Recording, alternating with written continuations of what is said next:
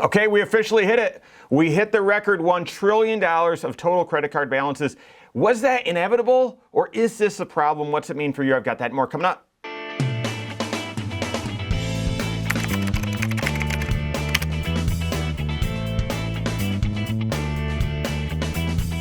My name's Mike Bernard. I'm the host of the Wise Money Show. I'm also one of the certified financial planners right here at Korhorn Financial Group. Make sure you hit that subscribe button, turn on notifications, and smash that thumbs up button. Have you been accumulating credit card debt?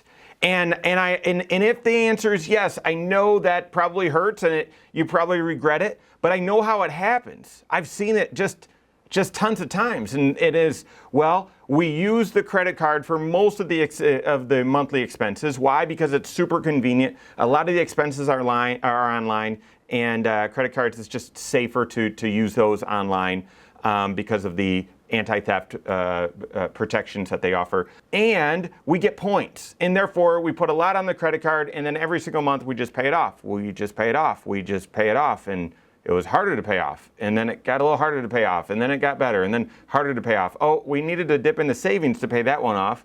Dip into savings again. We can't keep dipping into savings. Now there's a balance. That's how it happens, and it's happened more and more recently over the past 18 months. Why? Because of inflation. It is just sneaky, and unless I'm telling you, my wife has just gotten more and more frustrated with me going through the fast food line, the drive-through, or checking out the grocery store or something, making comments. I can't believe this costs this much. I can't believe it costs this much. I had a conversation with a client recently where they were just convinced. We spent about 15 minutes talking about how convinced we are that the current CPI data is not accurate. It seems like the normal everyday expenses that affect all of us consumers, they are continuing to accelerate in price. It's continuing to go up. Therefore, when you thought, yeah, we can pay that credit card bill off every month, and then it got harder and harder, and then you throw in one-time expenses there, and all of a sudden you've got a balance. Well, as I've been warning, take a look at this chart. We did officially hit the highest total amount of credit card debt as consumers that we've ever had. We've crossed the $1 trillion mark. You can see that here. I've been saying we're at that record. We've been getting there. It was inevitable in my opinion, and here's why.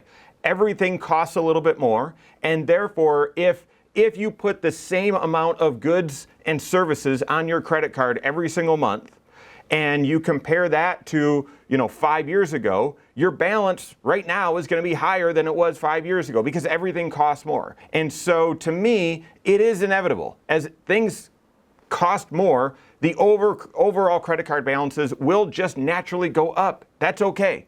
That's okay. We are a consumer-driven society. We spend a lot of money. We borrow a lot of money. That doesn't mean that, this is a huge concern.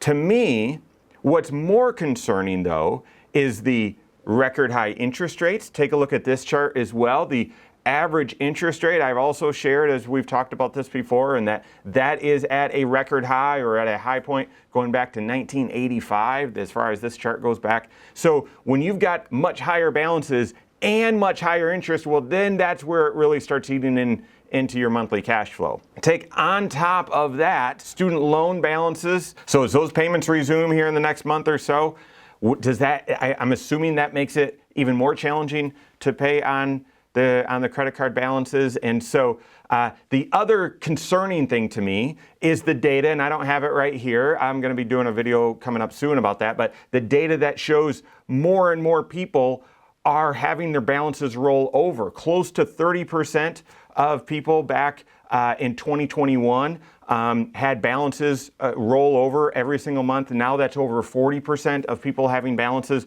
rolling over. So even though I would argue it is inevitable that overall credit card balances are going to be higher because everything costs more, it's a problem if the interest on that high amount is significant, if there's other payments or more debt that's going to start, as in student loans, and more people aren't paying off that balance and they're rolling that balance over. This all spells, this could be troublesome. So what's it mean for you? The credit card avoidance credit card prevention strategy for your financial life is a 3 bank account system. And if you have a current credit card balance, you got to combine that with a debt snowball. So the 3 bank account system, tell me if you implement this strategy, if credit cards would play any role in your financial life. Number 1, that first bank account is your checking account, and that is where you've mapped out, and I know geeky, you could call it a budget, whatever, you've mapped out, here's how much income is coming in each month.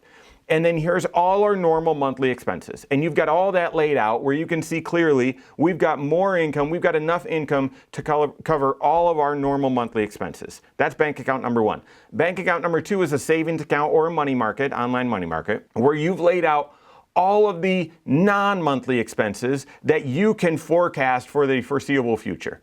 All of the non-monthly expenses, and you put how much you expect those to be, divide that by 12, and come up with how much do you need to be transferring from your bucket number 1 or account number 1, your checking account, into this savings account every month so that when those expenses inevitably come up, you're prepared, you have the money for them. And you've got to make sure that that number fits within that monthly budget or that bucket number 1 number.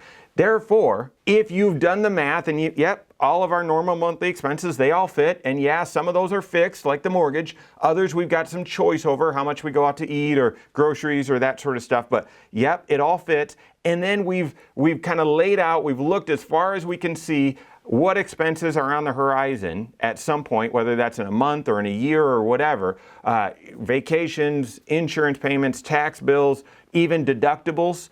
And you look at that and you have a plan for saving up in advance so that you've got cash, you're ready for each of those expenses when they come up. That's the second bank account. The third bank account then is emergencies. Well, what could come up that I can't anticipate? Well, an interruption in my job or income, an emergency expense, a health emergency, something like that. If an emergency comes up, I need cash to be able to handle that as well. If you implement that system, now, it's not easy, okay? It's not easy, but it does work. If you implement that system, where would a credit card fit in? It wouldn't.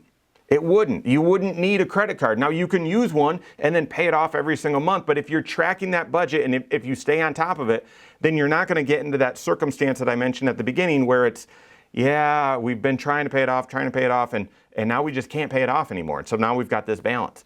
Work that 3 bank account system. It is the credit card prevention and credit card avoidance strategy. Now, you might listen to that and say, oh, that's all well and good. I don't have the discipline or the structure, or I've tried that before, it doesn't work. Work with your certified financial planner. Work with a CFP, and if you say, don't they just want to sell me investments? No, a CFP that's doing comprehensive financial planning would love to help you implement this strategy to free you up, because if you have the right cash flow management system, which is essentially what the 3 bank account system is, then and you work that and build that skill, then you're going to have the freedom to have extra money or free up money to go towards those financial goals, those long-term financial goals, and you and your CFP can get there together. Now, that goes to the second point, and that is if you unfortunately have accumulated some credit card debt and you're part of this $1 trillion balance, record $1 trillion balance, then in addition to that 3 bank account system, you also need to implement a special credit card goal strategy, which Dave Ramsey affectionately calls the debt snowball. And I would agree, that's what it should be known by. It's a fantastic strategy where you list out all of your credit cards or all of your debts, your balance, your minimum monthly payment, and the interest rate. And you add that all up to say, what's your total minimum payment each month towards these credit cards? You compare that to your 3 bank account system, specifically to bucket number 1, to say, well, can I afford to pay more than just the minimum on these credit cards? And you've got to find a way, and that's the hard work, and you might be working with your CFP on that. Find a way to pay more than just the minimum. And then that debt snowball strategy said, well, where should that extra payment go? And it should go towards either the lowest balance or the highest interest. The highest interest balance is going to help you pay the least amount of interest, pay the debt off faster. Sometimes people need to build up that momentum. So you have all of that extra payment going towards one of the credit cards until it's paid off. And then the entire payment that you were making towards that card goes to the next card. You pay that off quickly. Then the next card, pay it off quickly. And then pretty soon you're out of credit card debt. And because you've coupled that with a 3 bank account system, you have stopped the bleeding.